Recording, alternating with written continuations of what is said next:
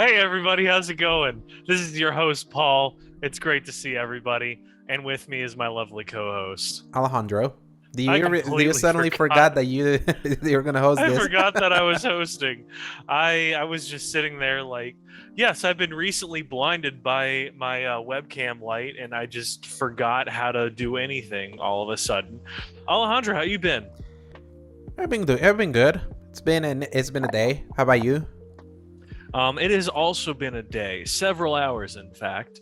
I had some fun for the most part, but it was slightly slowed down by the fact that I had to drive almost an hour to bring my wife her wallet, unfortunately. Well, I was waiting for you to record. I I was ready know. for it to be early, and then I was like, "Yeah, we're gonna have to record later." I was planning for it, but when the duty calls, you don't question why, you just do it. And let me hmm get some Chick-fil-A on the way though, so it's kind of a win-win in the end. I Um, wish I had Chick-fil-A here, man. I know. It's been a while since I've gone to it, honestly, and I just love those waffle fries. Let me tell you.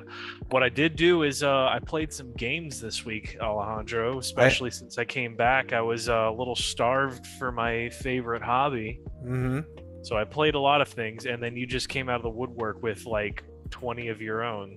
Yeah. So, especially when I started listing them, I was like, "Oh yeah," because that's the thing. This is just like played them for a little bit, but it's basically everything that I kind of touched within the last week. So it just turns out that there's a few of these games that we kind of cross played in a way. So we're starting with both of the games that we both played, Paul. So which is one of those? One of those, not together, but Mm-hmm. I'll say at least for the Halo series. I'll start with that real quick. Mm-hmm. We played through on stream all of Halo 4. Technically, that was right before I left, Mm-hmm. but we didn't really get to talk about it, so I'm leaving that here. We also played Halo 5. We began that, The first two and missions. yeah, and we got to play Halo Infinite's multiplayer. Mm-hmm. Not together, Not but together, on but our we own did get volition. to at some point play that and try it out. And then, of course, we played a few other things. But first, let's talk about the Halo series, Alejandro. So we're basically a week and 2 days removed from Halo 4. A week and 2 days removed. How are you feeling about Halo 4? I enjoyed it much more than the first time I played it, that's for sure. I'm just gonna put this down for a second. I don't remember anything about Halo 4 when I played through it. So many details outside of the weird Metroid Prime-esque aesthetic that it switched to. I just remember Chief simping over his e-girl the whole Mm-hmm. time, and the cool Sentinels that they look cooler from the front, where they have like the crazy skull underneath their armor, but then the back they kind of look like a weird beetle. Um, so that was weird, but anyway, I enjoyed the heck out of it. I like the guns. The environment was cool, especially near the end in the space station. I really liked that vibe, much more than like the world that they introduced. And I was okay with them kind of jumping around with all the other stuff. Of course, no mention, well, barely a mention of the flood, but no appearance of In them. fact, they mentioned the flood and you missed it. I was like, oh, they actually mentioned the flood here. You called it out, and I was like, oh, really? Whoa. Because Uh-huh. that was one thing I remember people talking about, I think, was that there was no flood in Halo 4. Which, I mean, I guess it's all right. I would say that the enemies could use some better designing, I guess. I'm just not a fan of the dog enemies, not a fan of the drone enemies. The Sentinels are like the only ones I kind of liked, and there was like that was the only three there were.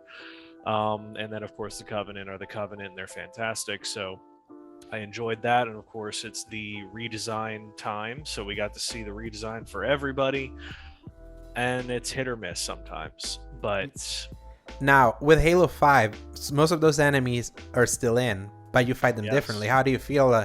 How do you feel with the different feel of Halo 5 compared to like 4?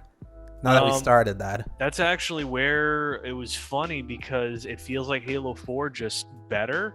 Mm-hmm. And so gameplay wise, like you said, I'm enjoying myself, and it's weird. I didn't expect to enjoy myself. I didn't expect to vibe with any of it. I mean, some of the armor is still a little weird. Um, the story's still all over the place and doesn't make any sense. I mean, Buck says it the best. He's like, Mhm. "I miss ODST. I Yeah. miss the day where you could just point and click and none of this gray area BS." Yes. And that's basically how I feel about everything that they introduced in 4 and 5. But Yeah, to me it's like I sugar high. Halo 4 and 5 is like I enjoyed it in the moment, especially when we streamed again. Like Halo 4 is always one that is the Mario Odyssey syndrome for me when I think about it while I'm not playing it. I don't think of it as fondly, but when I play it, I really like it. And I feel the same way with Halo 5, but I always stand by Halo 5 being super fun to play. That is just that story, and we haven't even gotten just the things that we played. We haven't even gotten to the point that thing starts like meandering or just going completely off the rails. So I can't wait for you to see that. But how about Halo Infinite multiplayer? The one thing that dropped the day after you had left I know for vacation, and I was so glad it did.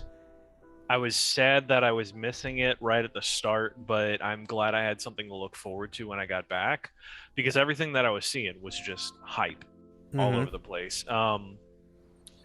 Everything feels really great. Where do you play it though? I play it on PC. Okay. Good. I want to try it on Xbox One Don't. just to see how bad it is. Just really? don't. It's not that it's bad, but it's like it's gonna feel just so much worse in comparison to PC. Just don't. Just keep it in PC right now. Good to know.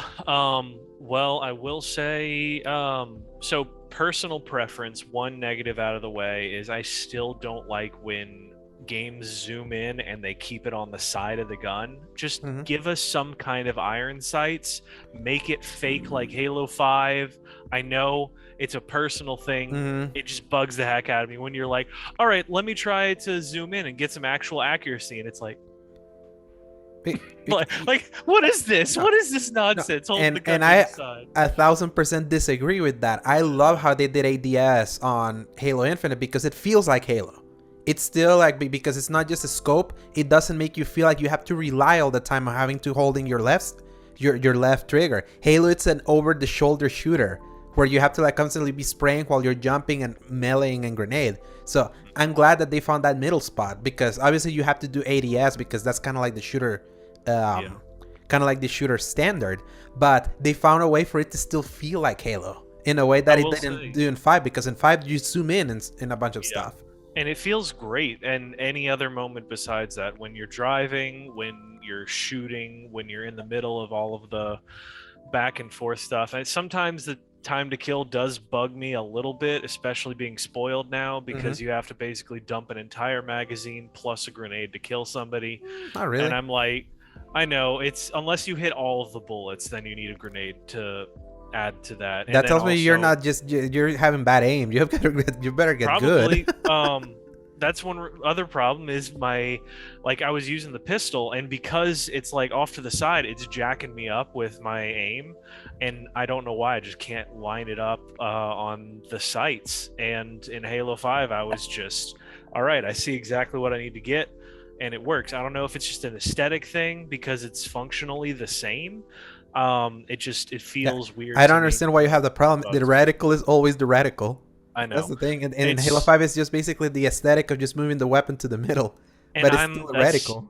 I'm aware of the absolute hypocritical type of statement that is, but I don't know. It's just a weird personal thing. But that's why I wanted to get that negative out of the way, because everything else has been fantastically fun.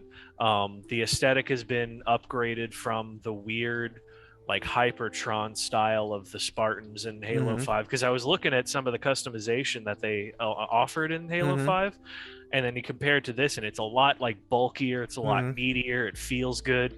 One other thing, the prosthetics for like the arm and the legs look jacked up compared to the rest of the armor. It looks like, all right, we got this super high-tech awesome stuff, and then you're like, oh, you got a fake arm or a fake leg, we're just gonna put some cheap iron right on there and you're good to go, buddy.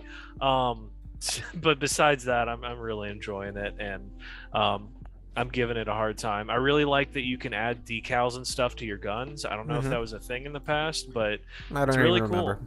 Yeah. Just throwing stuff on the side of my gun. It's kind of neat. Makes it feel more personal, and me and customization. Mm-hmm. I just love the feeling of big team battle. I am always a stand for that game type from the beginning. Back when I used to think, oh, 16 players at the same time, this is crazy. There's so many people on the maps. I've never seen this before. And of course, my cats are going nuts in the background. Um, but overall, I'm enjoying it. It feels great. But give me your thoughts. It is. I haven't had this much fun with a competitive shooter in years. In fact, I have been one that have just basically disowned the idea of playing competitively. The only one that kind of still had me for a bit was Destiny, just for the fact that it was so intrinsically tied to everything else that I did in that game that I could tolerate it.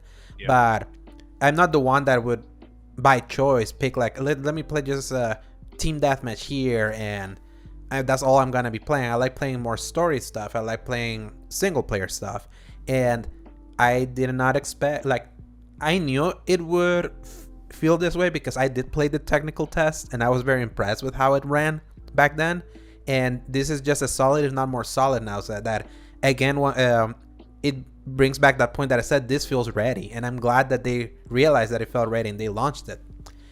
It is interesting to see the weird dichotomy that is a game that is so much too fun to play and also has such a horrendous progression system, like absolute madness, that everything the XP gains are tied to challenges, especially if you're one that does the battle pass, especially if you engage with the battle pass, which I haven't, but you can still earn XP for like the free tiers and all that.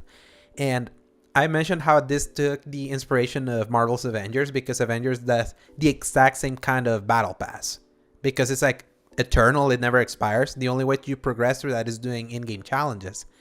Feels way different when you're trying to do that in a shooter that also has a very limited how can I say it, playlists compared to other Halos. It's insane that the playlists are so condensed in Halo Infinite. Like you can't pick just to play Team Slayer or my I favorite did SWAT. Like notice that. yeah, and It's just like quick play and then big and team ranked, battle. and big team battle and ranked. Yeah, and And that's it. obviously, what that helps in keeping the pool unified. Because one thing I'll say is that I'm glad this was a multiplayer shooter that just worked from day one, which some competition that came out the same week couldn't quite say the same. But but then at the same time, I feel there's so much that they need to improve. But the good thing is that all of these things are just to the side. A battle pass can easily be tweaked. A XP gains eventually can be tweaked, but the fundamental core of the game is so solid that in a way it just makes me even more excited for the single player campaign that's coming in literally 2 weeks. Because if the combat is so much fun, closer than I think about too, and that makes me yes, so excited. just imagine. And that's the thing, like Microsoft took a good gamble of walking back their statement of having to release both things at the same time. Who cares? Because they had so much good buzz with the Yeah. multiplayer, and then releasing very positive preview coverage of people that played the first 4 missions, like almost at the same time. So they just have like a train of positivity going right now that makes me just so excited to engage with that campaign, especially hearing how great the combat feels like in its more open world setting without it feeling like an overwhelming open world like we usually get these days, especially from Ubisoft. Yeah. So that, and I'm so pumped for that. But enough of the Halo talk. You also played something that I bought before you did because I was like, yeah, the Black Friday sales here. Demon's Souls. Yes. I took the plunge on that, and as an update $39.59. to the last thing that you said, of course, my luck, as I would have it, I had ranked everything that I wanted for Christmas on a list, Mm-hmm. and that was the one thing my wife bought me. So Demon's I Souls. have to Yeah. I have to go return the disc version of it that she bought me, and I feel bad because as soon as I saw it come in, it said it was from GameStop. I went, "Oh, I got you now. I know what you're getting me." Mhm. Um, And then I got Demon Souls, and I went, you know what? It's probably Demon Souls in there that she bought me, and sure enough, I was right. Yes. So I shot myself in the foot with a little bit of that one, But but here's the thing: was she buying you that for Christmas or for early? she Oh, was gonna get me for Christmas. Yep. okay. So I'm just glad I saw it so I could guess, because if I hadn't and not said anything, it would have been real awkward. If Yeah, she because you can't get a refund in digital. That's the problem. So I'm gonna have to just do that. Felix, can you not? I'm like talking here. Thank you. Good thing we can't hear those cats right now. I know. My cat, he gets spooked because his brother Raspberry comes after him all the time, and when he can't find him, he starts screaming for I me to freaking love that help. the pair of cats is called Felix Raspberry. That's like such Felix and a Raspberry. metal. One of them, it sounds like an alternate rock band. Uh Felix Raspberry. yes. Anyway, Demon Souls. Felix and the Raspberries. So Demon Souls, I booted that up. I'm trying to think what happened right at the start that I was wanting to talk about at first. So I picked Magician as my class because I know magic is like a big deal in the Dark Souls universe, and I never end up using it. I think the first time I did was a little bit in Dark Souls 3, and I still feel like I didn't really touch on it. I'm a knight, dude. I love going Exactly. like full frontal assault. It's simple, it's effective, and it works. So I just used to put all of my stuff into strength, get the biggest sword I could, and I'd just go ham on them. But this time I was like, no, I'm going to do something a little different. I'm going to do the magic and see what happens. Because the last time, Dark Souls 3, I did Pyromancer. We had like the cool little glove, and you got to throw like a little fireball. It was great because it would interrupt enemies, and it would do like a good amount of damage. Basically same concept here, and I'm squishy right now. I die in only a few hits, but it hasn't been the worst. But I How about those graphics? oh, it's fantastic. It's so clean, it's so crisp. I So forgot evocative. they made it very stylized. Oh, that's what I was gonna say. The opening cutscene looks like an ad for a mobile game. Like one It's of those not like, bad, but but because those more to be fair to what you're saying, yeah. it's insane how those stupid garbage mobile games get such elaborate, so well produced ads. Yeah. And it was funny because I'm seeing this knight character just like go off on the little zombie characters and the dragon showing up, and I was just like, good lord, this feels like some kind of Clash of Kings, or I don't know what they want to call it. It's blank of blank, and they always want to get you with that one. But anyway, I got the crap kicked out of me for a hot minute. I lost a lot of souls like immediately because I got too aggressive. I died to that spear and shield guy that's at like a dead it's like a spot that just dead ends until you open the door, I guess, from the other side.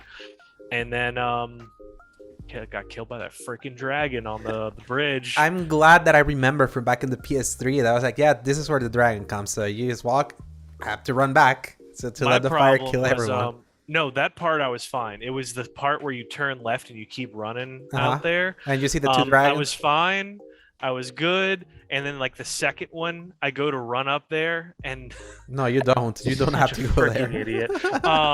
No, but you see, I got through. I timed it because I ran out. I got him to run through. I pulled back and then I ran to the other side. And there were like 4 crossbow guys that stun locked me. And I'm seeing like I had died previously, and my little blue soul thing is right behind them. And they just like they close in, block me in, stun lock me, and I die at like hand's reach of my 5,800 souls that I got from killing Phalanx, whatever his name is. And I was very not pleased because worked hard on that, and it's the early hours of Dark Souls games are the hardest easily for me because I either get complacent and it's like the moment to moment action isn't bad because all you're doing is fighting like a couple little dudes, but you only get like 20-30 souls from it, so you really gotta like get the ball rolling, and then once you do, you're kind of good. but until then you haven't like been able to level up or anything like that, and that's what always messes me up so bad, because I get one thing wrong and I lose all my souls. So I And will now I'm say, at the power yeah, I guard. will say this as a night, playing through that as a night. I was actually surprised how easy that whole section was, Yeah, for the most part. actually, and especially the boss fight, getting to the first real boss fight, not the big demon before you were sent into Yeah, this game's version of the Hunter's Dream from Bloodborne. Obviously, this came first, but kind of to give an analogy, yeah. um, that first boss is one you just have to be very patient, because it's like this blob that pops a bunch of blobs with spears that shoot at you, Yeah, I and trivialized him because I had fire. oh, Just- that yeah, because they're so weak to fire, so that'll yeah. make it so much easier. And I had to like use it all up, but by the time I finished all my fire and magic and whatever, I could just walk up and just keep hitting it as long as I had stamina, and he couldn't do anything about it. So right now I just got to the tower guard or whatever his name is, the big old shield boy. Um, Ooh, haven't figured out what I'm the big supposed to huge do with him. dude. Yeah, I haven't Yeah. gotten there because I stopped playing right at that point because I was playing other stuff. But Okay. that was a good reminder of, because ironically back on PS3 that was where I stopped after that first boss, and I went to play Really? other stuff and didn't go back, circle back to it. But what a phenomenal remake, just visually, what Blue Point has done. And the thing is that it mechanically feels so sound, especially I don't think I can ever go back to a Souls game that's at 30 frames. That's anathema to me now, because Yeah. the parrying window is such now that you would be doing yourself a massive disservice going back to less response time in Literally have double the frames to be able to get lock. that. I've never been able to do stun and repost in Souls. Because correct me if I'm wrong, not every enemy can be reposted, right? Most, if not all. Yeah. But that's the tricky thing, because even like bosses, but it depends on the game. Mhm. Like Bloodborne, almost any enemy, Mhm. because that was the whole thing with the shotgun and everything, Mhm. because you couldn't really block. And I think at least for Dark Souls 3, I played that one the most. Most of the enemies could, but I couldn't figure it out. I so remember didn't hearing a lot of people saying that Dark Souls 3 did some weird crap and to the repose that messed up a lot of like long time fans. So, but I'm not a Souls guy, so I would be speaking out of turn. I just know that I've never been really good at that, so I've only been good at trying to time my block to not be hit and just try to hit, or maybe just step.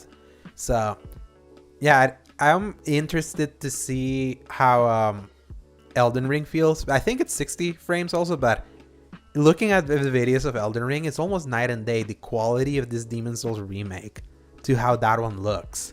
It's I'm almost a little sad that I'm playing Demon Souls now so close to the Elden Ring. because they're gonna compare release, both now. because I'm gonna step back from Demon Souls into Elden Ring going, oh, this looks rough again. This looks like Dark Souls 3 DLC. Yeah, and that's the thing, because Souls games have a roughness to them, but it doesn't do. matter. It's part of the charm. Right. So, but it's just the fact that I'm getting spoiled now with how clean Demon Souls is. Just everything looking so good, and even like the mechanics. It's funny because now that it's at 60 frames per second, it almost allows for longer animations for things. So you've got things that like your sword wind up takes like longer, but like you feel this good amount of weight behind every swing that you do, And you feel you can time it better. yeah, you get that timing, but then also I've messed myself up because the wind up for some things is longer now. So you're like, all right, let's R2 this, and he's like, okay, now we're in. And Not in I've my gotten character, killed it feels too like it's many much times. quicker. I've done bunch of R2 attacks. Yeah, Like, almost perfectly It's- timed. I don't know. Maybe I'm just I'm slow with it because I'm an old fuddy-duddy at this point who relies on magic to make the game easier. Yeah. I'll just say that it's Demon Souls what I get for people that get a PS5, because think about it this way. This, Returnal, and Ratchet and Clank are the only PS5 only games I know. on the system, at least like from Sony itself. And two of those games, this and Returnal, are so like so hard. It's so funny. If you want like a very PS5 specific experience, two of those experiences are that. So, but also I feel this makes me even more excited for the original title from Bluepoint, because look how what a majestic looking game this Demon Souls remake is. And because they did the same thing with kind of jumping just a little bit ahead, that I remember I told you I got a 4K TV and have been like testing some old games. Yep. I tried the Shadow of the Colossus remake they did also. And it's so funny seeing how similar looking in equal potency these two remakes are. That now it makes it, now that they're heading into their own original thing, that's gonna be quite a looker. And something that's not quite as impressive looking, but it's still kind of crazy that it looks so good. Skyrim, the PS5 edition, the last thing we're ever getting from Bethesda on PlayStation now. Yeah, they're just gonna keep remaking that, put it on everything. It's gonna be the new but can it run Doom kind of a story. Like, can it run Skyrim? Huh? Yeah. For Skyrim, I barely played. I just played enough to just kind of see how it ran and how it loaded. Because one thing I really appreciate is that I was able to bring in my PS4 save from where I last left off when I played that game. That was actually so seamless. Surprising how easy it is. It's as easy as Ghost of Tsushima. Oh yeah. Yeah. So it was just like, hey, you have this installed. Do you want to just switch it over, and then you could just pick each one to switch it, and that was easy. And as soon as I loaded it in, I turned left, I turned right, I started running, and went, oh, this is buttery smooth. Yes. This is nice. And the art and the artwork of the world and all that is shining well at 4K. Obviously, not as beautiful looking as something like Demon's Souls that was made for 2020, but it's so funny seeing that that's the best on console we can get Skyrim to look. Obviously, over on Series X, you could do that already because they started doing the FPS boost for backwards compatibility and all the stuff. Even though there's a native Xbox Series X version of Skyrim now, it's still so funny that 10 years later, this is, especially for PlayStation, this is almost a comeuppance, because remember, the PS3 version of Skyrim was horrendous. The PS4 version was great. Now, once again, it's like it's looking even more smooth now. So, I don't know when I'll circle back. I always keep making the joke. Is this going to be finally the time that I'll finish Skyrim? Maybe because I'm in this kick to play all games, but I'll get into that later. But any other quick thoughts on Skyrim? Before February, that's for sure. Yes. Not too much outside of the differences from the last time I played it. It's just I was playing more Skyrim, and it was fun. Continuing to play as a mage now, and having never done that before in Skyrim, is really fun and entertaining, because you can do really stupid stuff like you light an entire floor on fire. And I'm really glad this explicitly tells you that this one spell leaves, like, you use like a flamethrower and it sticks to the ground, and it says, don't worry, any like NPCs allied to you will not be hurt by this. It has to read it out because it's so fun to just like, and then like every enemy just does this weird like kind of crumple to the side. Yeah, the animation, that's the one thing that hasn't aged well. But it's so funny. Yes. There's been a million Vines and TikToks about it where they kind of stop thief, and they're like walking. Oh my god, I love the recreation, like the real life recreations of like a Bethesda RPG. It really tells you how awkward things are and how accepting we were, because we barely used to get games like Skyrim back in the day. That's why you would forgive a lot, but because we get a bunch of those games. Maybe not quite the same, but in kind of the same mold, that doesn't feel as special. But there's a reason why Skyrim was special. Now, Paul, those were the games that we both play. Like we kind of crisscross our list. What are some of the games that you played that I didn't? I played 2 indie games that were on sale. One was Absolute Drift. It is a top-down view on like a tiny little car, very simplistic, very chill atmosphere, chill music to play. And I know you can look up just to get like a visual of it. And the whole concept is you are just a car and you're supposed to drift through, hit markers, hit boxes, avoid the walls, get close to the pole. And it's all like, it's almost like a platformer in a way, but because you have a world and then you do things within that area and then it opens up a bridge to go to the next world, and then you just continue the line, and they have challenges within that. And it was just like, this is kind of nice. The aesthetic pleases me, and it was $3 on sale, and I picked it up and was just like, I can spend $3 to play something I never would have tried otherwise. So I did that. Really enjoyed it. Anybody looking for a nice little racing drifting experience, go for it. It's in the name. Recommend it. The other one was the meme pick, Snaky Bus. How's that? Do you know anything about this game? Let me look it up. Just keep talking while I look it up. So imagine a 3D snake, like the old games on like the Palm Pilots and phones of yore. And you take a bus and you pick up characters in like this almost Unreal Engine 4, like super hyper realistic style look to it. But then you can like boost your bus up into the air, and the whole idea is to not get stuck so that you can't move anymore. And within that, you're supposed to pick up little designated areas of passengers, bring them to an area, and then you get more links onto your bus or train or whatever it is. And they got a bunch of different, like a school bus, the British double-decker bus, regular bus, like a rainbow bus. It's weird, it's silly, but it's hilarious. And by the end, you're running through this like crazy, constantly interweaving body that you're trying to avoid now.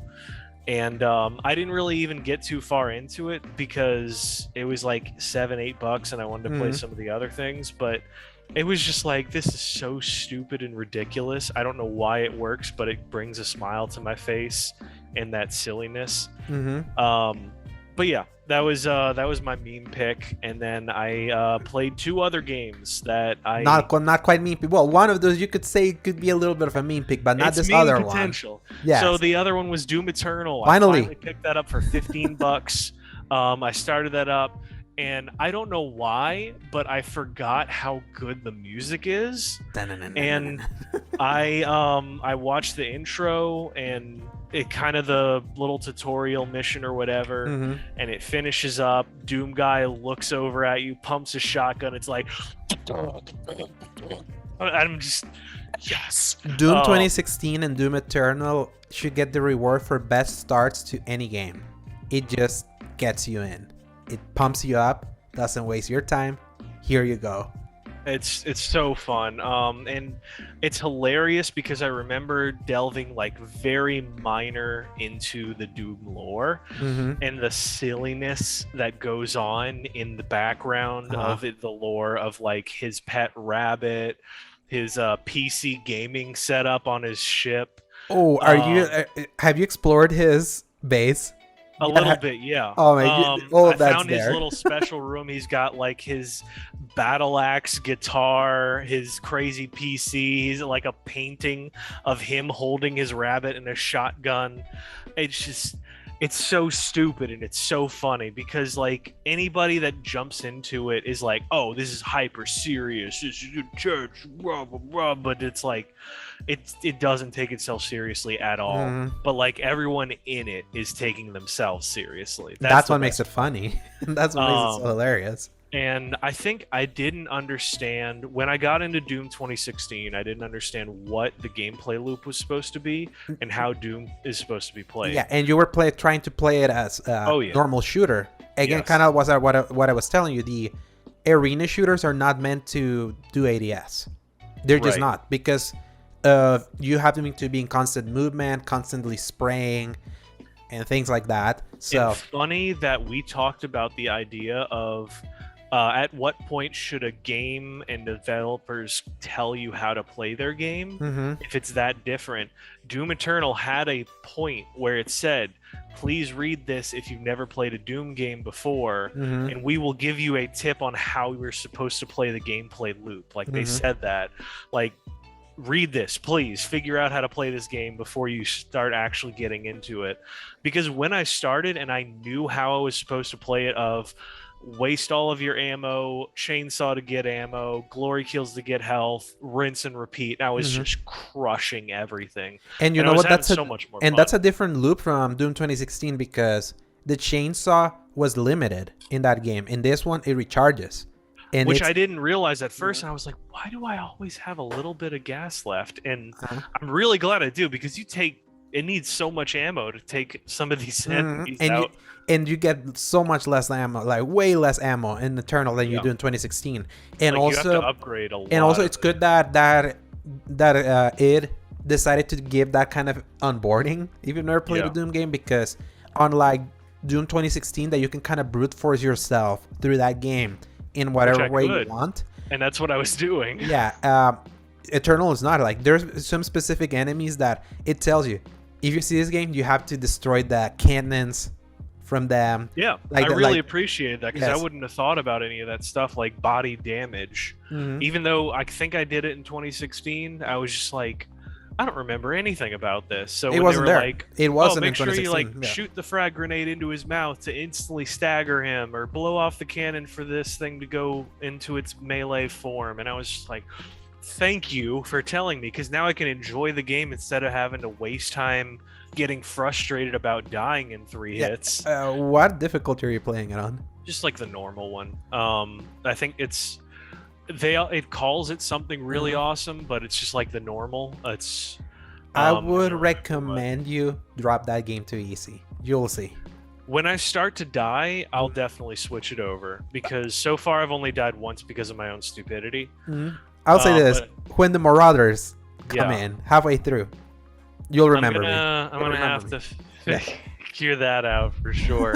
And I have it in the back of my mind. If I really want to just like get through the game, I Mhm. may have to switch it to that, just to have fun with the experience, because I'm gonna have demon souls to be punishing right now, You don't and need another one.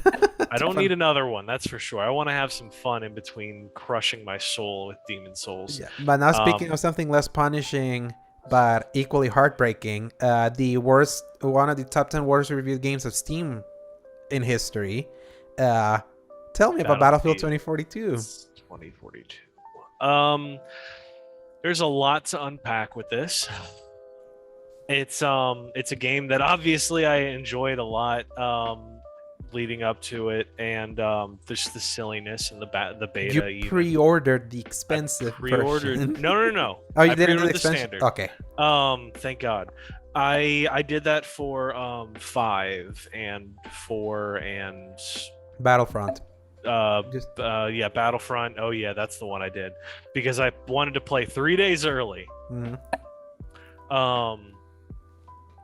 Anyway, that game is so busted and so messed up and messy, and like you load in and sometimes your loadouts just won't show up, so you can't pick weapons, you can't be revived, and then you can't redeploy, so you literally just have to leave the game. And those are probably the most frustrating things. I will say they fixed the texture problem with the strobe light effect. Good. Yeah, thank God, because that would have been unplayable otherwise. It feels like it takes an eternity to unlock literally anything, because usually in like previous games you could unlock the attachments pretty quick and get a feel for playing the game a little differently. And I've been playing for like several days, and I feel like I haven't unlocked more than 1 or 2 optics for That's the horrible. first gun that I'm playing. And I'm just like, why am I doing something wrong? And I realized one thing is that they nerf your progression in the portal, which is where everyone's actually playing the game. And you can't actually unlock any attachments while you're playing through it, because you have to get a certain amount of kills to unlock it with that gun. And even if the gun is in there, it will not give you progression for the main game. Is there which small frustrates scale? me. Is there like a small scale team deathmatch in the main mode with that's not portal or? Screw is- them. It is only 2 modes. It is Conquest and it is Breakthrough. Wow. Those are your only options. Wow. Both of which are massive with vehicles. Yeah, I if I wanted to, I would have to go into the portal to play like a team deathmatch. And it sounds like you can do it for account upgrades, so like you can unlock weapons through Can you do that in the portal? Do you do it using the main mode? Yeah, so you can unlock things as long as it's in like the Battlefield 2042 era that you're playing in. You'll get your account will level up, but you can't unlock attachments for the guns. That's the problem. So like it's nice that you get to be like, oh, okay, I can play these things and unlock all the other guns, and there's a lot of really good things. So I was talking with some of my friends. The things you can unlock later on in the late game completely will fundamentally change how people are going to play this game in like several weeks, because you have things like a laser designator, which automatically locks on all dumbfire missiles and weapon ordnance like grenades and explosives on a certain vehicle. So you do that, all of your teammates can immediately lock onto it with random recoilless rifles and whatever it is, which is crazy. And then you have your a sniper that does more damage to the vehicles than the rocket launcher does. So it takes 4 shots with a sniper rifle, but it takes 4 shots with a rocket launcher, and you get like 30 bullets with this sniper rifle as opposed to the 3 shots in the missile that you get. And it's very difficult to hit things with that. And the helicopters are just dominating everything. You have to like specifically use the gadget that has an anti-air missile launcher to do anything against them, and they can use chaff so they can avoid it. It's so messy, and the only reason I have fun with it is because of your friend group. My friend group that plays it every couple of days, and even them are like, oh my gosh, guys, we might have to like put this in the oven and let it sit. And they're the ones that are like blindly like, no, I'm gonna keep playing this and stuff. They're just like, I can't believe this is going on. Like I got into a hovercraft, which is like sweeping people, and we cleared out like 20 people just with this hovercraft because nobody could hit us. And we were shooting at another hovercraft, only to realize after about 5 minutes that neither of us could damage each other.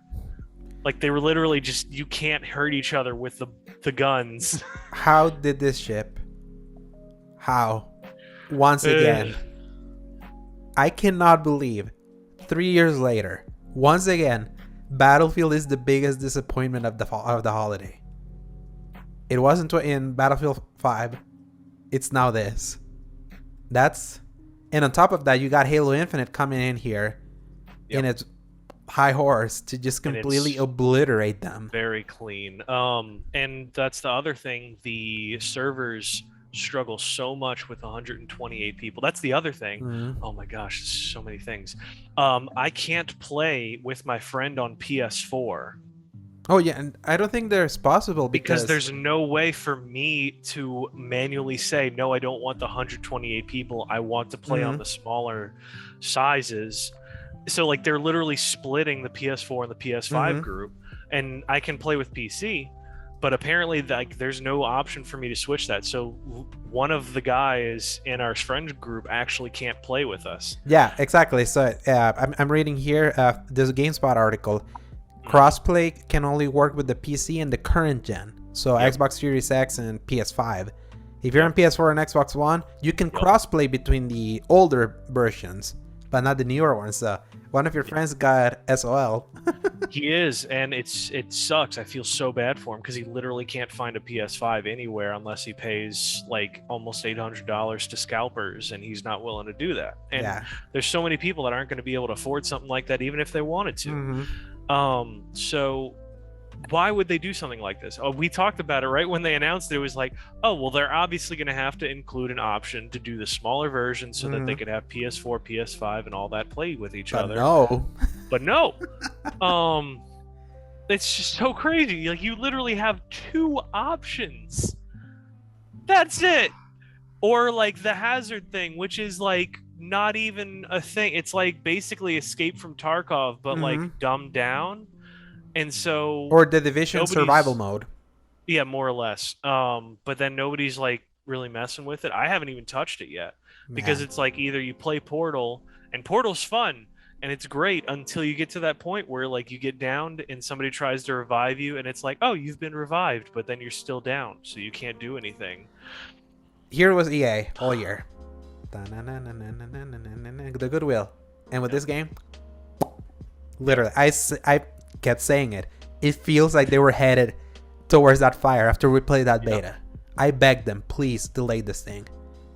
Now Everyone they're, did. yeah, it's, I have no words. Like, I have no words that I cannot believe that they know how botched Battlefield has been over this past generation, where only one of them was well received, Battlefield 1. And that was well received because the Call of Duty that year had more unnecessary hate than it probably needed. Infinite Warfare. I would argue that Battlefield 1 still was like really solid. Because Exactly. if you look back at that game now, it still looks super polished. Mm-hmm. So good. That engine, it just, the way the water comes off the guns and everything. And no, but that's the thing. Like, some could make the argument that it got even more positive feedback because of its competitor, Infinite Warfare, not being super hot that year, despite it being the best-selling game of that year anyway. But Battlefield 5, complete dumpster fire when it launched, such incomplete. Not to mention the Battlefront 2 fiasco from the previous year that affected Battlefield 5 by inertia because they needed to fix that game, and then they still had to. They were like, oh yeah, we gotta fix the dumpster fire here. Oh wait, we have to release another game this year. Yeah, let's just ship whatever you have and say that, yeah, we're building it. It's a live service. But this is code for, no, we're just releasing a full price early access game. And the worst part, this year, they had the gal saying, we are no longer doing a single player campaign because we're going to put all the extra resources to really get this multiplayer right. What resources from what I'm hearing?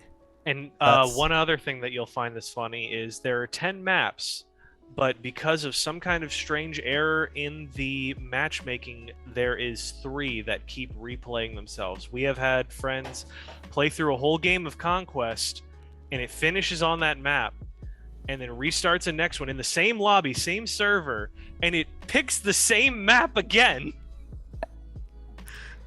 $70.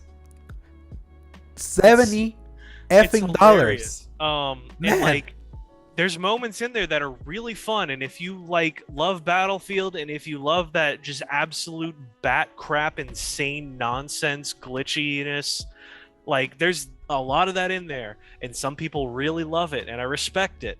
Sometimes I love it too, but like I need to be able to finish a match. Do they though? Because now it's the worst, one of the worst reviews games on Steam of all time now. I don't think they do. Part of me feels like some of that's review bombing, but I mean that's the way. But enough to put you in like the lower trash tier that releases on Steam. Think about that. I mean, this is the same company that got the lowest downvoted comment of all time. In Reddit, yeah. In Reddit. with Battlefront 2. It's amazing because like people will flock to that. They're big enough that people are going to find the time and the resources to be like, how can I downvote this? And I mean, PC in itself, I don't think it's been performing the best on that either. So they're just no version's good. That's the thing. No, not even the PC version. So that it's easy because you can do that, but of course there's not like a review thing for something like PlayStation or Xbox right now. Mm-hmm.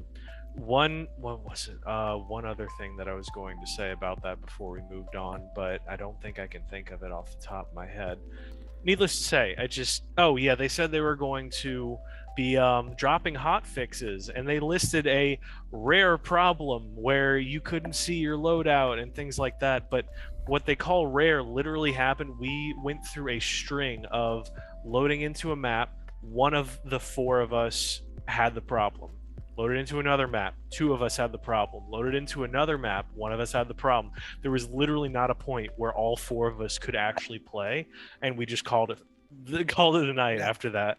You have so thoroughly unsold me from this garbage that don't buy this for right now. Wait Yes. for 6 months to a year. Eventually, they're going to stabilize this nonsense, and it's going to become just like all the other battlefields at this point, Yeah. where it's like it's glitchy and it's messy, but it's fun. But right now, it's almost not But even fun but enough to he, bother. but that's the funny thing. Is like Battlefield used to not be that. It was. Yeah, This has just been a problem from Battlefield 4 onward. When you have Battlefield 1, which is the only one that didn't launch that busted, like at all. it That's was a unbalanced, but not exactly, busted. exactly. It was unbalanced in some ways, but that's not a technical problem. These Yes. other ones do have the technical problem.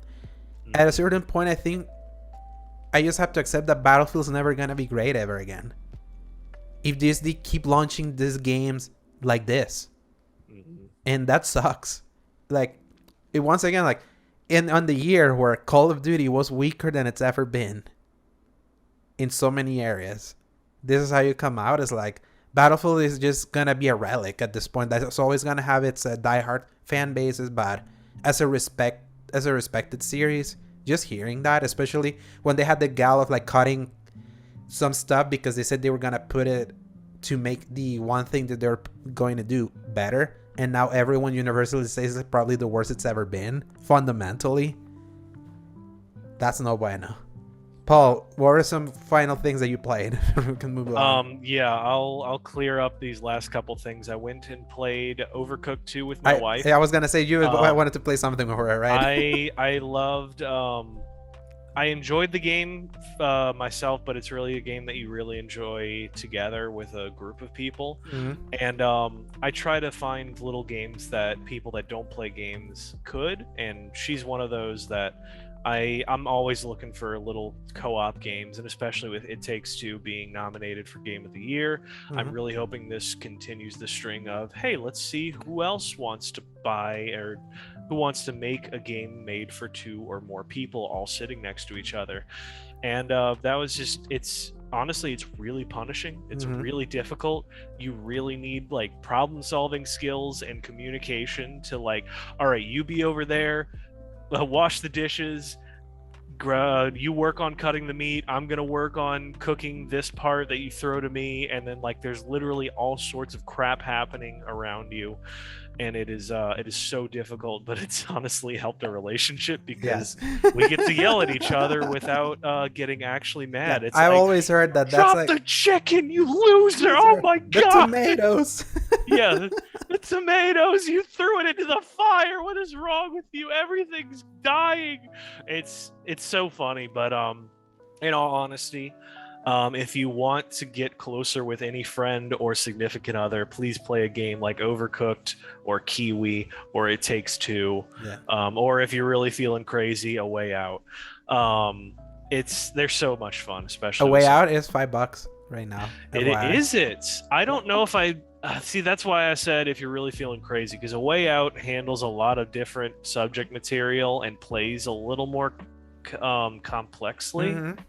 than I think Elizabeth could handle right now. But if you and a friend can both play games normally, then I think you'll love it because I heard that game's really great. And then of course, the last one I played is For Honor because I love martial arts, I Mm-hmm. love medieval stuff, I love the weaponry, and it's just so fun to be silly and do wild nonsense in that game because even their biggest mode is only like 4v4, so you just need 8 people playing the game and you're good, so it benefits a lot from a lower game pool of Mm-hmm. player pool. And it's just fun because they keep trying to balance it and they're really supportive. There's always new characters coming out, new cosmetics and all that nonsense, and it's fun. It was free 1 month and it's probably heavily discounted everywhere. All the So time. For Honor is one of those always discounted games yeah, because they make their money with the season passes. We're in yes, year and 5. I know, and they're crushing it. I mean, like Siege feels like it's gotten stale, but I feel like For Honor is just crushing it Yeah, right I was gonna say that because Siege is still going. That's what's funny, now. Yep. but I haven't heard as much from Siege. Like a new I feel the last time that I heard about Siege was when Sam Fisher joined, and I think more stuff Yeah. happened since There's then. still every like few months there's a new thing going on, new event, and then I think 4 times a year they're dropping one new character, one on defense, one on attack, one on defense, one on attack. But it's like they got to do so much mental backflipping to make it work, and so few new characters are coming out with actual new weapons that it feels to a lot of characters that they're just trying to fix problems that their game has created in the balance section rather than actually creating somebody new. And then they're also just like recycling weapons to give them, and then they just keep creating more problems, which is one of the problems with like a shooter. But then with something like For Honor, you don't have to do as many balance fixes because it's not as complex of a game. It's really just a fighting game with a couple extra bells and whistles. So needless to say, just have to be fun. good. Yeah, you got to get good. Alejandro, what have you been playing? This is your marathon time. Yes, so I mentioned the new games that I played had been Demon's Souls and Halo Infinite. We're talking about that. Far Cry 6, also one of those new games that I got in the sale. It was a 39 something, or was it 40 something? It was $40. It was about 40, yeah. So I was like, yeah, I feel this is the right time to buy this one, and I haven't played a Far Cry since Far Cry 5. I did get New Dawn, but I only played like an hour of it, and I was like, eventually I'm gonna be in the mood for this. You kind of have to be in the mood for this kind of game. So I started playing it, and so far with Far Cry 6, it's, once again, it tackles a very serious subject matter. And at first it makes it seem like they're actually gonna nail it. The way they begin this with Giancarlo Esposito's character, him doing like this propaganda speech, like very elaborate speech in like TVs, and you're looking at the country being so disheveled and in such strife. That was like, me that I live close to a country that's going through that in Nicaragua, or at least an idea of that, I was like, I think they kind of nailed this. I feel they're nailing the vibe. There's a seriousness to this that I can kind of vibe with this. Then immediately after, you get a mission called One of a Kind. That it's you're looking for this character named Juan, which is Spanish for John, but obviously using the pun, the one of a kind, Juan of a kind. You meet this Juan character that has a pet named Guapo. It's a freaking alligator that then just completely tears someone's head, and then then you can start controlling that alligator as like a Pokemon thing. Like, go there. And then he just like bites and destroyed someone's testicles. And I was like, yeah, here it is. Here's a Far Cry that I know. The one where it tries to be so serious over here, and it tries to be so over the top, batshit insane over here. And how do you mesh those two things? I will say it's, if you've ever had fun with a Far Cry game, this seems solid.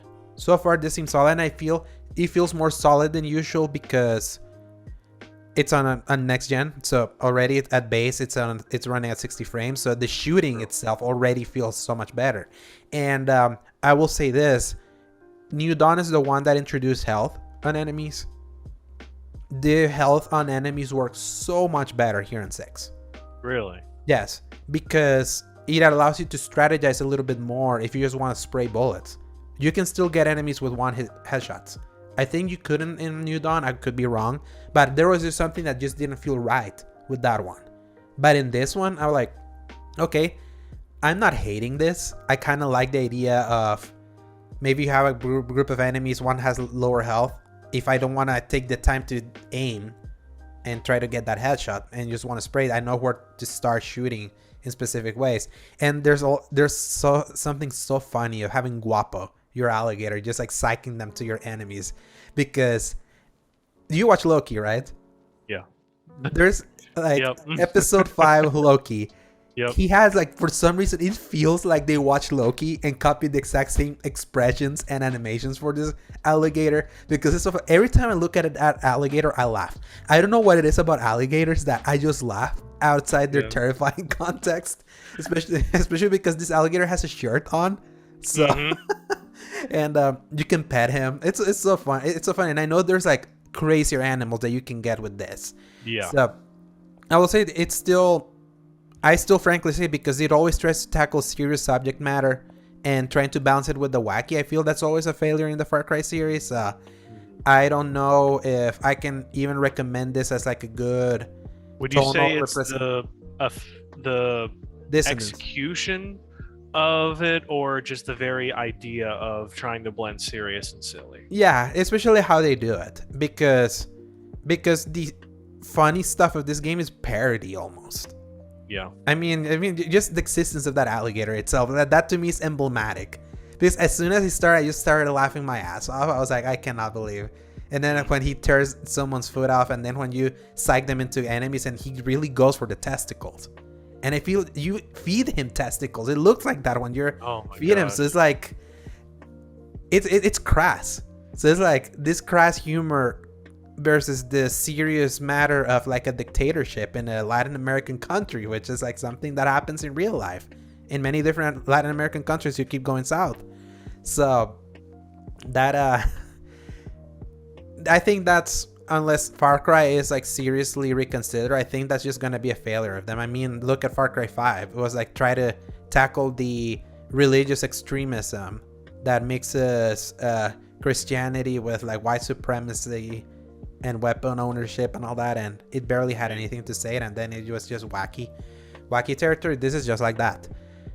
If you're in the mood for Far Cry though, at this price, maybe it goes cheaper further down the line. If you're in the mood for that, I feel it's a fun one. Just know that it's just never gonna be the bastion of prestige that it attempts to, because that's the thing. When they promoted this with Giancarlo and all of that, and calling it a Ubisoft original, it seemed like they were trying to aspire for that high art. And when you hire Giancarlo, here's the thing: Giancarlo can make your crap feel like high art because he's just so good. So he brings the fire no matter what he's in. And it's really funny because, not to make a sideline, but I found out in the Disney show Once Upon a Time, he's in there, which he is in that, and he's playing this plucky journalist. And it's so funny because he's like fumbling around, Clark Kenting his way through it, and he's like, "Oh yes, Miss Queen, of course." And it's so funny because he, like, it's before he realized he could do that gravitas role, but he's still really good. It's just really funny because that's like I am a god amongst men kind of style of acting that he really got popular with Breaking Bad. That's the thing, like when he appeared in Once Upon a Time, he appeared after Breaking Bad. So in a way, that retroactively makes him even more cooler, because Breaking Bad started in 2008. Once Upon a Time was... Once Upon a Time start then? Around that time, if not later. And I think he didn't come out early. 2011. Holy smokes, you're right. Yeah, so he started with Gravitas and was able to also be Plucky-Go-Lucky. Oh, shoot. In that That's one. amazing. Yeah, so he went from the huge role of... Gus Fring. I will cut your neck open with a box cutter to... Would you like some... Like, what is the... May I take your hat, sir? From SpongeBob. But, yeah, that's... Oh, my gosh, that's fantastic. So, anyway, yeah, back on subject. Yeah, I already like the main villain better than Joseph Seed from Far Cry 5. So, at least he has that going for it. Now, my big question is, how big is this game? Right now, I'm in the starting island. It's big, meaty enough. But I've heard this game is ginormous. I was like, oh, no. This island seems manageable enough. Does it really get that much huger? That's more huge? I don't know, but it is. I've seen the map on, like, very briefly on a YouTube video, and it's much bigger than the starting island. So yeah, it's probably going to get to that point like you've had in the past where it's just going to be too much, which I hear that is going to be another problem. But yeah, and I'll say the seeds of the live service element, I'm already seeing it. Here, really? we talked about the live service, that Far Cry is the next series that Ubisoft is prostituting into a live service. How you accept quests is straight out of Destiny. You run into a character, you hold square, the circle loads, you go into a menu where you see the character, you see a wall of text, and you see accept quest. So I was like, yeah, here it is. They started planning all this. They're planting the seeds. Yeah. The seeds have been planted. We know what Far Cry 7, whatever they end up calling, it's gonna feel like. So. Oh no. enjoy Far Cry 6 as much as you can, because at least it's offline. It's an offline game that you can enjoy if you've ever enjoyed Far Cry. So far, I'm enjoying it, but I've also been playing a butt ton of stuff. Yeah, why don't you like give me a rundown Yes. of all of this crap that you have here? Yes. Because it's a lot. I know. I don't have to like spend too much time on that, other than the very final one. 1, 2, 3, 4, 5, 6, 7. You have it's 10 games. 10 games, yeah. So 10 games. So Metroid Prime 3 Corruption, a game that I've been talking for like the last few weeks, I finally beat it. Yes. And unlike Metroid Prime 2, that I was like texting all of you guys like at 1 a.m. over my frustrations, Yep. I almost like low-key beat this game because I was barely texting you all, because it wasn't that hard at all. I will say this, I don't think that's a good thing, because I didn't find it as memorable. So I'm now at that point where I'm like, did I like 2 or 3 better? Obviously 3 plays better on Wii, but I'm like, I felt a sense of accomplishment despite wanting to tear my hair out with 2, and in this one I didn't feel that way, and it You're felt playing into their hands, Alejandro. Yeah, so I was like, yeah, if I would say if there's the best Metroid game was the first one, and that one was like memorable. I still like, it has the best music, it has the best biomes, it has the best feel of a Metroid game. 2 was just unbalanced. 3 is too much of a shooter, so I think that hurts it a little bit. Okay. And the boss fight was like super easy compared. The final boss fight was super easy compared to the ones from the first 2 games. So it was still a great game. I'm glad that with this, the Metroid series was having in my psyche for the last month is over, because I went through every mainline Metroid game that's not called Metroid 2, all of them. Zero Mission, Fusion, Dread, all 3 Metroid Primes. I'm done. I can clean my hands from this series. Great series. Sad that there's not a modern way to really experience everything without having to go down the rabbit hole of emulators and maybe searching for copies in Facebook Marketplace like I did with Metroid Prime 2 by sheer happenstance and luck. So Star Wars Rogue Squadron 2. I was like, we talked about in our chat, we were talking about how the Rogue Squadron movie by Patty Jenkins was like shelved or delayed indefinitely, and you mentioned something like, man, reading this, it just makes me wish I could play a Rogue Squadron game. And I literally just looked to my side, I was like, I have Rogue Squadron.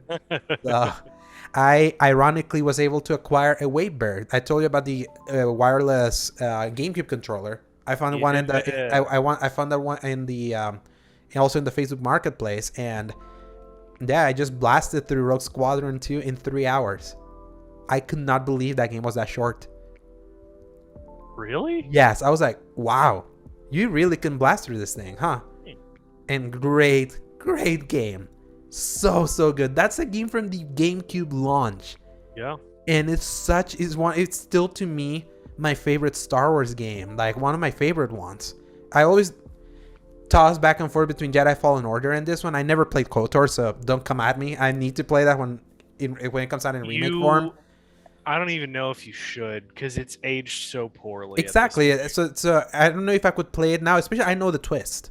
I basically know the twist already. I watched videos of it. So. And that was one of the biggest things about it. Yeah, and maybe in remake form, it might get into that conversation. Hey, kitty. And so yeah, and then because I was like, oh, I beat this so quick, I'm gonna play Rogue Squadron 3 then. I would say Rogue Squadron 3 is not as good. It doesn't feel as polished, and luck had it for me. That game crashed on me. So I was like, what? So and my disc started like, I was like, oh no. Okay. I was like, enough of that. Move to the next. I looked at my pile of games from GameCube that I was like, what are some games that I never beat that's there, that I'm kind of like in the mood because I'm in this Nintendo mode? And I saw Star Fox Adventures, the last game that Rare made for Nintendo before they got acquired by Microsoft. Isn't that like the heavily cartoonized like redesigns and stuff? No, this is the Star Fox game that was basically a Legend of Zelda game. Look it up, Star Fox Adventures. This is the game that introduced Crystal, the blue-looking fox-like character. Yeah. Okay. Yeah. No. This is what I'm thinking of. It just, at least to me, looked very heavily redesigned. Mm-hmm. Yeah, but it's not cartoony. That's the thing. I wouldn't call it cartoon, but kind of like more furry-like. Very heavily furry eyes. That's for sure. My goodness. Game. I don't think I've ever seen gameplay of this. Yeah, you should like look at it. It's like I'm looking at a screenshot and it's wow. straight up Zelda. It literally is straight up Zelda. You like pick up something, you see the character try to pick something and then lift it up, and then you get the Oh my text gosh. and all of that. So this was one of the first GameCube during that first year of GameCube after it launched. That was the year that Metroid Prime came out, Zelda Wind Waker came out, this game came out. Nintendo was trying to put some stuff to try to make the GameCube that recently turned 20, by the way. Happy birthday, GameCube. To try and make it worth it. And Star Fox Adventures is interesting because I know this is a game that's both beloved and hated, because obviously a lot of the GameCube library is one that over years has been more beloved as like one of the more eclectic collection of exclusives Nintendo ever had, especially for more for more hardcore audiences. The thing with Star Fox Adventures is that it's not Star Fox. Star Fox is a space arcade game. And there's sections you play with your ship that's straight up Star Fox, but the majority of the game is basically Zelda. So if you can like turn your head off of the fact that you're playing like a Zelda game with the Star Fox skin made by Rare, I mean, it's pretty solid. I haven't beaten it though. I kind of got bored of it eventually. I was like, I don't know if I want to play this kind of game, because again, it's like Metroid is so, especially Metroid Prime, very Zelda-like. Also, it's so funny how Zelda and old school Zelda and Metroid are so similar in some ways with the difference of the aesthetics. So I was like, yeah, I think I finally hit that. I've eaten enough of this food right now, so I'm moving on. I will eventually beat, because that's a game that's been, those chain backlogs. There's like, that's a game that I own and never went. Like Metroid Prime was that for me, and finally I cleared that out for me. So the problem that I have with a lot of those is they don't age well. One, they don't age well. Two, you age as a person away from what that might have interested you at one point. So like that's why I realized that there's certain games that I adored that I know I can never go back and play, because all it's going to do is disappoint me. Yeah, but the thing is that I'm not disappointed with Star Fox myself, because I like that kind of game. I've just played it. Yeah, I would get bored with it. Yes, like you said. Yeah, I played that kind of game, but again, if you played so many in a row that it's so similar, it's like eventually you're gonna reach I don't want to play this right now. So maybe eventually I'll get the mood back in. So I left the Nintendo behind, went back to PS5. Returnal. I only played that once when I got it on sale. And I went back to it because they added the save thing. They patched in that you can finally save your runs. So how this works is that you can save a run, but you have to quit out of your of the game. So it says like save run. It's like save run or something, and then it tells you, okay, the run has been saved. You're gonna continue from here. Shut off your console. If you don't do that, you will restart from the beginning. That game was always. The conversation around that game was about how punishing that game was, because there was no way to save. There was a way to try to save scum, sort of, by putting your console in rest mode if you wanted to stop somewhere in your run, because the runs on that game are pretty long.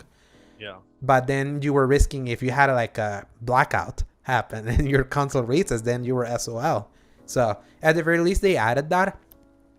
It's like still not the most accessible game, but what a phenomenally fun shooter. I'm hoping eventually that game reaches like PS Plus, maybe. That is like given. Obviously right now it's very expensive. I don't think it's in the list of sales for this Black Friday. It's somewhat on sale, but I don't remember how much. Yeah. I don't think it's worth $70. No, I didn't buy it for 70 at all. So that's why I hope that it's especially for a game that's so hard. Like for a game that's so hard that can be your kick. Like I was doing a kind of fairly lengthy run for the first biome. There's 5 biomes. And I just kept exploring. Ironically, this game has Metroid-like exploration. Also, I was like, God damn it. All of this has that. Can't escape. I can't escape it right now. It was like what I experienced with you, trying to play Carrion. And in that moment, I went, Metroidvania. Oh no, it's a Metroidvania. Yeah. I can't get out of here. I'm trapped. Yes. Yes, but it's interesting because I didn't mind it there because it's still kind of like a fast-paced shooter. I tell you, it's so much fun. It's like the kind of game that if you like dexterity of knowing like how you can get so good at a game that controls so tight, that's Returnal. And now that I know it has that kind of save if I have a good run, I kind of want to stop there. I'm glad that the game now fundamentally can save your run for you to quit it. And on top of that, people have already found out that you can save scum it with the PS Plus saved. So if you die, just quit out the game, load your save that you put into the cloud, and start from there. So I mean, honestly, I'm not even going to be mad at people doing that because it's like, you know what, you got to do what you got to do. Exactly. At a certain point. And I've heard that game, and that game is probably even more than Ratchet and Clank in a way, a better example of how good the SSD of the PS5 can make a game better, because the load times are so quick. When you die, you're just back like that. You don't spend any second thinking how angry you are because you're back in the run. Think Same about with Demon Souls. Yes. Ironically, the PS5 is going to make those harder games more accessible by the happenstance that you don't have to like simmer on your hatred with the frustration. Like, I don't have to look at, just like you said with Bloodborne, 1 minute load times with Bloodborne. I remember get so heated sometimes because I know I would. Oh my gosh. Glad they fixed those, but just imagine Bloodborne having Demon Souls like load times. I think that's going to be a beneficial. In fact, people saw that Elden Ring on PS5 loads just like that, even more than in Xbox Series X. That's going to make, because if you're just back, again, it's the Super Meat Boy mentality. The Super Meat Boy, very hard game, but you don't think about you missing something because you're back in. Start it over so quick. Even when you die, you're back in. So it's like, and also the Tony Hawk mentality of old Tony Hawk, that I messed up this combo, reset, you're back again, and you can start the run. When you have to simmer enough frustration, I think that's what kills you. And I think now I'm appreciating that more about Returnal, about how the SSD can really fundamentally work that way, and it's tied up to the story, because it's so cool how you die, immediately you receive the cutscene again, like it's playing in the mind of the character that you're just witnessing this deja vu. So it's a good use of the technology, and hopefully I definitely want to play more of that, because it's one of the exclusives for this past year that I haven't been. Obviously, I did be a Rift Apart, and that was a great one. I feel Returnal's a better game even. So I mentioned Shadow of the Colossus. I'm testing the 4K HDR of my TV. I want to see how this game looked, and I always have a reference save in Shadow of the Colossus of the 5th Colossus, that it's a flying one in a river. I tweaked HDR, and I looked at the sky as I was looking at the Baird, and my eyes watered up, and how amazingly, strikingly beautiful that was. That was Weta Workshop level of beauty. When you probably have Shadow of the Colossus in PS Plus. It was one of PS Plus games. Yeah, I have it. Right, go back to that game. See if you can get it up until like it's so good. It's such a great game. In fact, has Elizabeth ever seen it? Probably not. That would be a great game to show her. I'll think about that one. Yes, I'll say it's such a, especially you have a 4K HDR TV.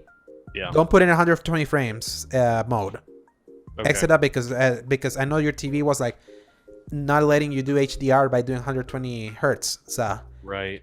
So yeah, definitely try that with 4K HDR, and you'll be mightily, again, with Shadow of the Colossus and Demon Souls, such a great showcase of the tech mastery of Bluepoint. And this was just with remakes, how great their new games are gonna be. Rise of the Tomb Raider and Shadow of the Tomb Raider, two other games that I was wanting to test to see how they looked on PS5. Rise of the Tomb Raider has not been PS5 enhanced. However, it was PS4 Pro enhanced back in 2016. So this game had, I just wanted to see if there was a difference between its 4K mode, its enhanced mode, and the frame rate mode. And the 4K mode looks kind of nice. Not true 4K, like now that I know what true 4K is. But that game has a nice art style. So I was like, yeah, this is interesting. But Shadow of the Tomb Raider got a PS5 patch that runs the game at 4K 60. And I was flabbergasted. I was like, wow. Really? Because I'll say this, Shadow of the Tomb Raider was almost one of the more disappointing games I played in 2018, because I love Rise of the Tomb Raider so much. And Shadow of the Tomb Raider at launch was just not that polished. There had so many problems. It just didn't feel as tight. But it feels like in the last 3 years, they just kept adding to that game. When I reloaded it, I was like, what's all this? Oh my god, they added all these time trials. added a Really? yes. So they obviously was the last Tomb Raider they released. So obviously by happenstance of being closer to where we Yeah. are now, they probably kept building on it. So and now playing like visually, it's like, man, this looks so much better than what I remembered. They actually probably listened to the feedback that there was some visual effery happening over here, that it's not, that wasn't that hot. It made the game just look more low budget than it needed to look compared to Rise of the Tomb Raider that was so exquisitely made. And especially with these scenarios, there's something about lush greens, the tombs, that looks so great in HDR that just made it so appealing. I was like, I think I might try to replay this. Rise of the Tomb Raider, I just did quick. I was like, okay, this looks nice. At least playing it on 60 frames is going to make the combat more fun. But Shadow of the Tomb Raider on PS5, if you have a next-gen console, you haven't played Shadow of the Tomb Raider, you're interested, I would say check it out. Marvel's Avengers, went back to it because I reinstalled it in preparation for Spider-Man. Obviously, we saw the Spider-Man preview that IGN put. Not looking so hot in that video. What Zach posted was probably the best summary of it, where it said, "Yo, look at this new GTA mod Yeah. with Spider-Man doing his web swings." Oh my god, that's it. Yeah. Yes, but I will say, I keep saying it. By the way, do you get the game? I'll tell you that it was $16. We chat about it in our stream. I did. Yes, awesome. I downloaded it. I downloaded the PS4 version because I just do not have enough space on my hard drive right now. Yeah. But yes, I have it. Gave now. you both versions, right? Yeah. Yeah, so I can just interchange as I want. And I think there's crossplay there, so maybe you can see if there's like a visual. I would say that I haven't seen the PS4 enhanced version of that game. I've only seen the PS5, and I do think the PS5 native version of Avengers is nice looking compared to how it was on base PS4. That was rough, very rough. Yeah. But yeah, I just kind of reinstall it, and I also wanted to test the 4K HDR, test it out. I was like, yeah, it's still, I feel that's a pretty game in spots, and I would still say that it's a game that on videos for some reason doesn't seem as fun as when you're playing. When you're playing, it's a different story. So I'm still excited to try out Spider-Man, but the IGN preview, it's so funny. This conclusion says this feels like a contract obligation done by gritted teeth instead of like a genuine. The guy sounded like I couldn't trust a word coming out of his mouth. I was like, boy, this is so scripted. Like, who gave you this? Yeah, he who's holding a gun to your head? But that's the thing. He was honest. It was like, yeah, this is what I feared. Obviously, I haven't, but I'm gonna play that in November 30th when this drops. I already have it installed because I fundamentally enjoy that game. I always said the exclusivity of Spider-Man was always gonna come with massive caveats, and that preview confirmed my fears. They were not gonna do story missions because why give the big middle finger to Xbox and PC? Why would you that? Why would you do that? And because now this confirms that this is a permanent exclusive, because they would have done, if this wasn't a permanent thing and Xbox and PC would have gotten there, they would have done the story stuff and eventually just get it, kind of like what you do in some other stuff. Yeah. But now we know the nature of the scum exclusivity that Sony signed up for this is such that now no one is gonna be satisfied with what Spider-Man could have potentially been. Because I'll tell you, every character that they brought in came in with a campaign, an hour and a half campaign almost, and it was decent because there was story. It was advancing the story. I would say the Hawkeye story is the cooler one, even more than Wakanda. Even though Wakanda is a great expansion, I feel the story told in the Hawkeye one, with it pulling from the old man Hawkeye thing from Old Man Logan and stuff like that, is actually really cool. So you don't get that with Spider-Man. Apparently you got to complete challenges to get story stuff from Spider-Man. I'm like, yeah, this is why it's just... And it's like the Tekken style of story where it's like 2D images and that's it. Yeah, so again, that's like, yeah, but I think the idea of like at least someone having their favorite main character being Spider-Man, and that at least they can go. Let's see how he feels, because I always say that some characters feel other than the Hulk until you finally fully upgrade him. All characters feel good in that game, and I can't wait for you to like really dive into Black Widow, because that's where you stopped. Yes. in the free preview. Or I was trying so hard to keep going because it Yeah. kept saying your trial is over, trial's your trial over." is over, and I kept hitting the A button to try to move. Mhm. And I was enjoying her. I think out of the characters that I played the most, I think Thor might have been my favorite. Yeah, and Because it was you really were so close. fun Yeah. to throw his hammer and then fight and pull it back, just like God of War. I mean, And it was fun enough, the guy that worked on the animation for the hammer throw went to work on Avengers for that. So good pull of course from he it. would. Yeah, I mean, why wouldn't you? I- You basically yeah, have the best if I Thor had game in the God of War. Absolutely. And I would say that because you got it for $16, I stand by the story stuff from that game. I feel you're gonna get a good 20 hours out of that for $16. I feel that's insane deal. You don't have to bother about the live service thing unless you really want to. Yeah. I don't recommend The way it. I justified it is a movie ticket nowadays Cost before that. the pandemic was like 16 to 20 bucks. Mm-hmm. And if I can get a game for that I That's can a solid keep playing, game. Mm-hmm. Eventually, if you then want. that's more worth it than the one experience. And that's the thing. Like, I would love playing that game with you just to see if maybe it clicks of us playing, because only the live service stuff is what's co-op. You can't do the campaign co-op, but that's to its benefit because there's some scripted. There's a bunch of scripted missions that I would love for you to play. There's a really cool Iron Man mission, other than the one where you're building your suit. That's pretty cool. The first time you see Tony.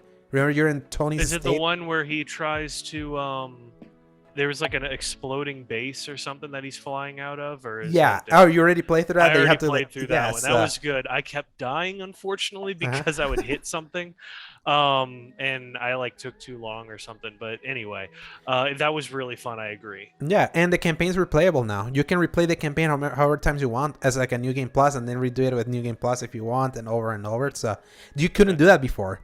You couldn't play the best part of the game. They had to patch that in. So I kind of took it for granted. I was like, obviously they're just going to have that on the map to say you can go back to this mission. Even Destiny had that for a while. Exactly. Like, so anyway, they realized that's a good stuff. I did want to mention one thing about your Tomb Raider talk for a second. I never finished Rise of the Tomb Raider, and I never touched Shadow of the Tomb Raider. I have both. Your talk about it actually makes me want to go download it. Do it. Both. Good games. Really great games. Really great games.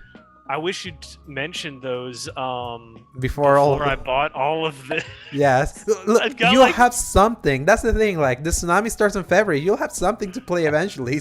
I know. And December's only Halo Infinite. There's nothing more for December. But that's when I'm going to get all of those games for Christmas. Yeah. Oh my god. You'll be feasting. Do you just think about it? You'll be feasting no matter what. I'm going to be feasting so bad. I'm like that one picture of the lady with like a bunch of people holding pancakes out to her, and she's like, I don't know what to do. Exactly. Yeah. Because that's me right now. Yeah, and that's the thing. And like I said, Rise of the Tomb Raider, a great example for what Crystal Dynamics' best work is. That at times shines in the campaign side of Avengers. Yeah. And Shadow of the Tomb Raider, a great precursor to the Guardians of the Galaxy game that they made, because that was Eidos Montreal that did Shadow of the Tomb Raider. So, wow. I still haven't finished Guardians, but still an excellent game. I would say I still highly recommend Guardians of the Galaxy. And I'm definitely getting that one for Christmas. Yeah, and the final game that I want to talk about, because I'm feeling very weird about myself. You're gonna be eating crow today. Red Dead Redemption 2. I have many times almost even made fun of you sometimes about it, especially because of you engaging with the Red Dead Online side that hasn't been served well. No. Back in 2018, I always say that I always had this nagging suspicion that the biggest mistake I made was that I was playing Assassin's Creed Odyssey at the same time. That had a very specific pace to it and a very specific friction-free way through its open world. And having to play both of those games back to back, my frame of mind wasn't the right one for the kind of game Red Dead Redemption 2 wanted to be, and my idea of what it was. Now that I'm replaying it, I mentioned that I was replaying it during our news section, and I played a little bit more. I feel so enchanted by it.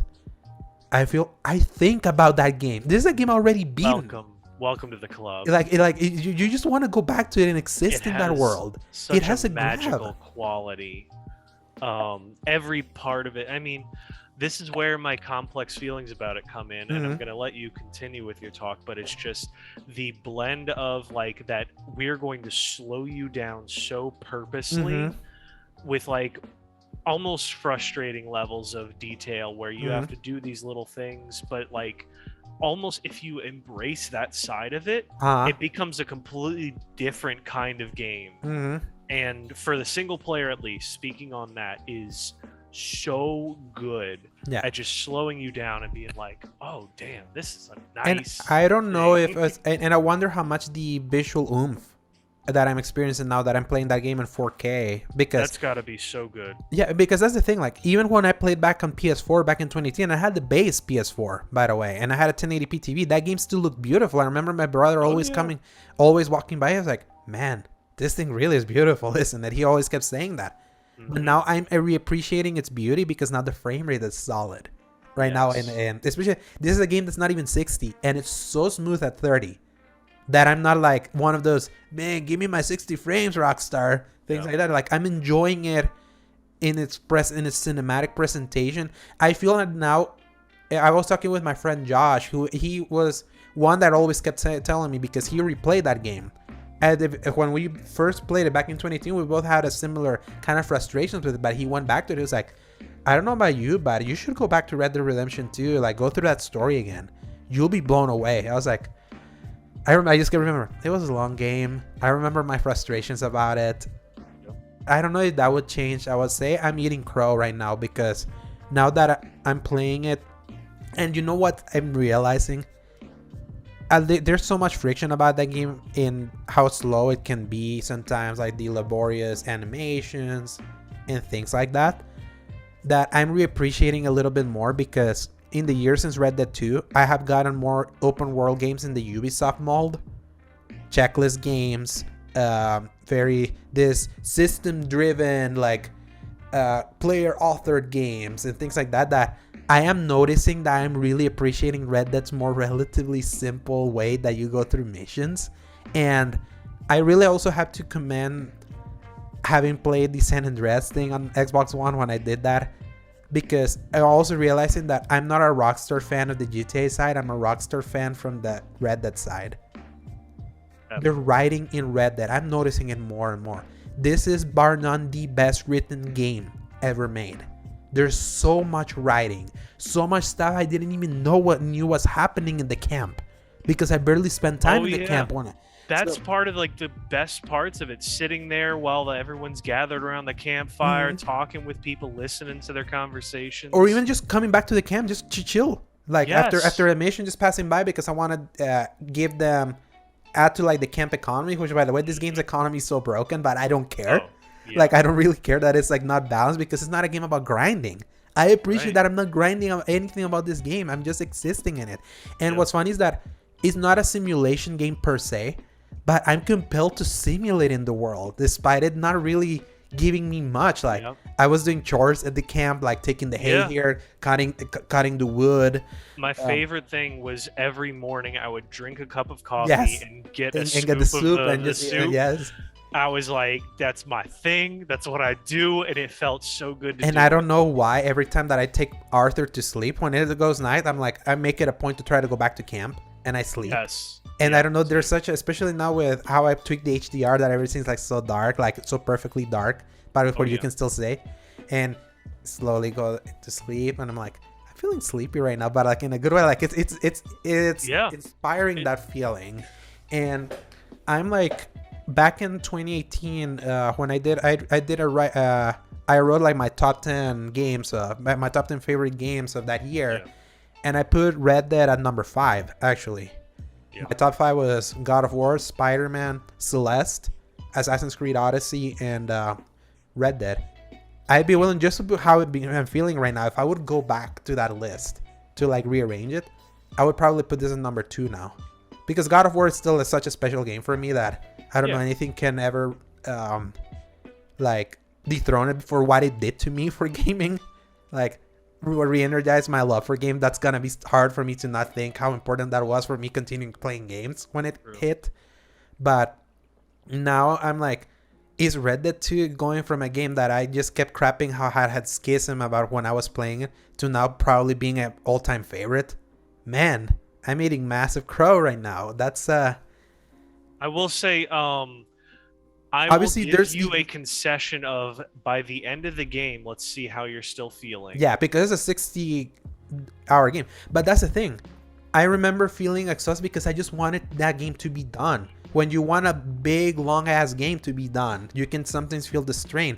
And also I realized what I did wrong when I played Red Dead 2 back in the day. There's two reticle options. The normal one that has the dot and the circle. Yeah. And the one that just has the dot. Yes. I put the one that's just the dot. Massive mistake. This game has bloom, which means your bullets, like if you shoot your weapon when the thing has the circle and it's not just the dot. I remember always keep shooting. I was like, why am I missing? I'm literally aiming. This time I did the normal reticle. I was like, I was an idiot. I was a complete idiot because now I understand the gunplay. Yeah, a little bit. It's such a simple change, but it forces you to play more methodically because if you aim, bang, you don't want to just fan it unless they're right in front of you, and then that's where you just go for it. But it's so cool, the tiniest detail. Yeah, and now I finally understand the core system. I never understood the difference between in the circle. There's like the icon and the things to the side. Now I understand that I'm now more aware about keeping the things in the middle fully lighted up.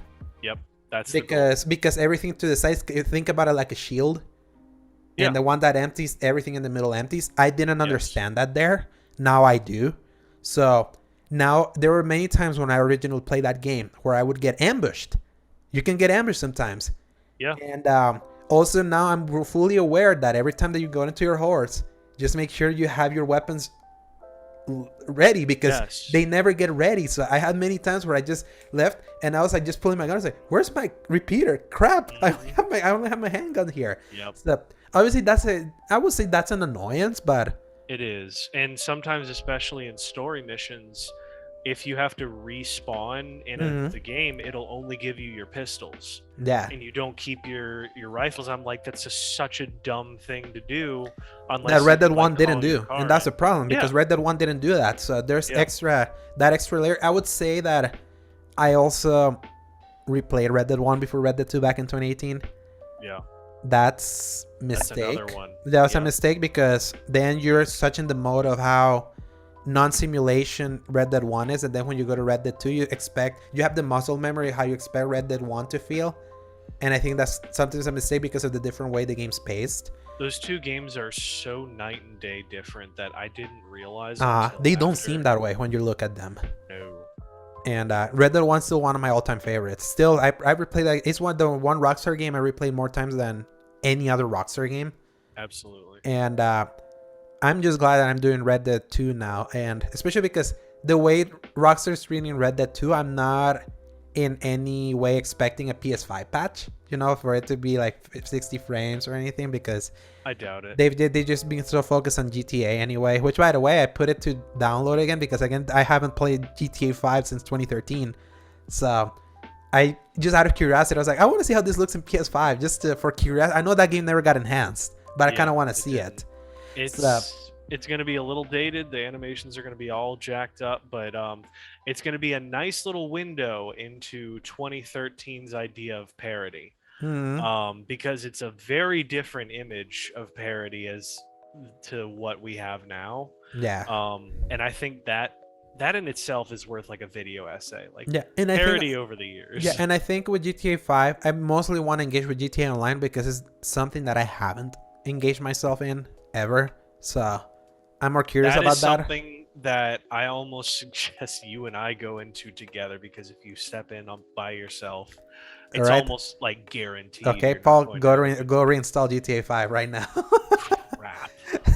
now that you suggested it. I know. Reinstall Red Dead. Let's do Red Dead Online also. Let's see how that goes. I know it's gonna be a nightmare, but all right. I kind of want to see it. I guess gotta go download a few things now. The problem with me is I still have GTA 5 on disc only, so I'm gonna have to. You have to put it in, fish that out and get it to start Do you up have and Red Dead everything. also on disc? I had that digital, so Oh, okay. I might even still have that downloaded on my USB hard Mhm. drives. So, but if not, I'll make But sure yeah, that's I've been downloaded. like literally all this time. I've just been because I was playing Red Dead before we started recording. After I came back home, after I Yeah. had to come back home early for reasons, and then I just kept playing. I was like, why am I loving this so much? Like, it's really interesting sometimes when you're in a different mindset at a different point of time, how certain Oh, yeah. media can hit you different. That's why always be open-minded about things you probably didn't like at a certain point, because you don't know if maybe different life circumstances will change your opinions of stuff. I'm glad I'm doing that because I was so excited for Red Dead 2 back in 2018. So excited. And when I wasn't feeling so over the moon about it, it really distressed me. Because I was like, am I just wrong about how I really felt about Red Dead 1? But no, it's a game that doesn't conform to you. You have to conform to it. You have Yeah. to know that. It's not a system, it's not a player driven experience like you expect. And there's well-deserved criticism about it because they're doing that kind of game when other games are doing that, especially in the post Breath of the Wild era that puts so much player agency front and center. There's again, I kind of appreciate that it's not that because it gives it its own flavor. If you don't want a player experience, you want something a little bit more authored and not friction, like where the friction doesn't come from grinding but from its mechanics or some of a different feel. That's Red Dead. Yeah. And now I'm appreciating that more after I've told you how sick I am of open world games. And I'm like, Yep. it's interesting. It's like I had the cure for that all along here. I just had to be in a different mindset. So that will, That is gonna wrap it up for yeah. us. Alejandro, thank you for your marathon of games. Honestly, you dabbled into just about every range Uh of not just game but emotion in that process, huh. and I'm greatly appreciative of it because you got me to try out a few games.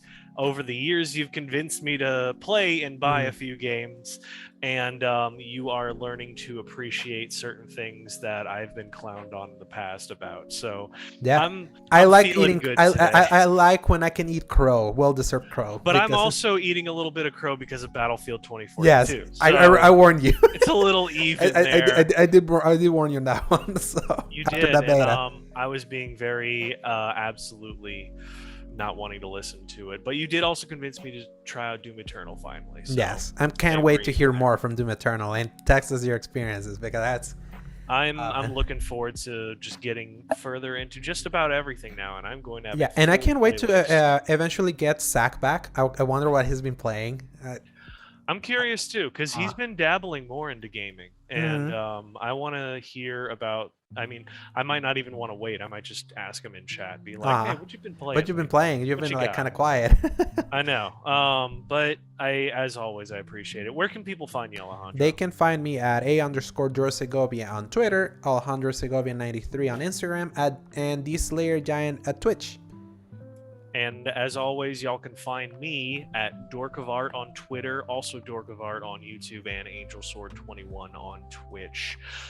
Well, that has been it, everybody. Thank you, Alejandro, and thank you, everybody who has watched or listened to this. And until then, press X. To play, and happy Thanksgiving. Happy Thanksgiving. Good night, everybody. Adios.